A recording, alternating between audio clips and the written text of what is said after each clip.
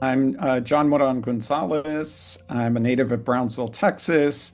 Currently, I'm a professor and chair of the English department at the University of Texas at Austin.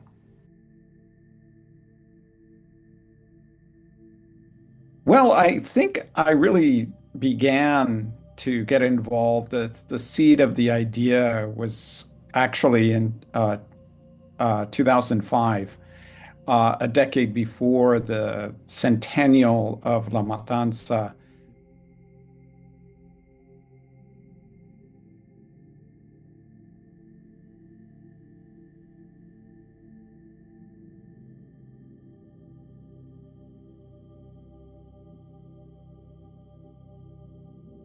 Absolutely the necessary prelude, as it were, to what happened later, and how groups like LULAC decided to approach the question of civil rights. And so it really is incomprehensible without understanding this prior moment. And so, as it were, my work brought me backwards into it, dealing with the long afterlife of La Matanza, and the profound impact it had in shaping political and civil rights strategies in the decades to follow.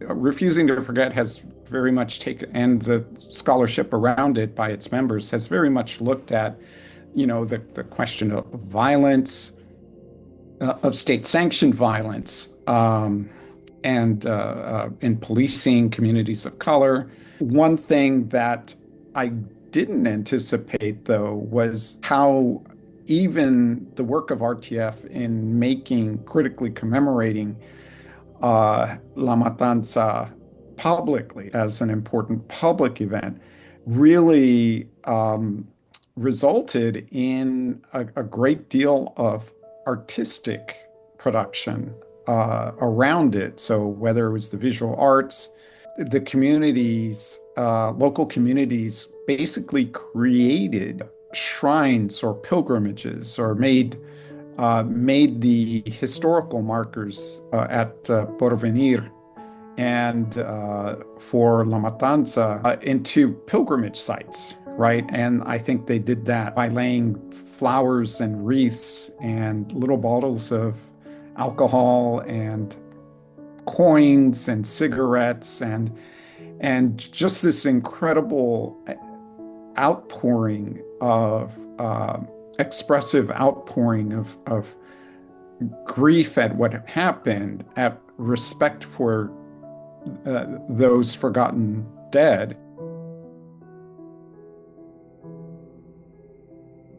One, I do see the work of Refusing to Forget as more relevant than ever, if only because the history of the United States, as well as many other states, has kind of shown that the danger of state-sanctioned violence is always present in some form or another, and that people have to remember that as such and to resist those encroachments.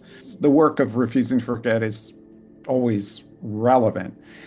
On the other hand, I think there are moments where it may be more relevant than others, and I think the current circumstances show that it is in fact important for people to uh, critically examine the actions of their governments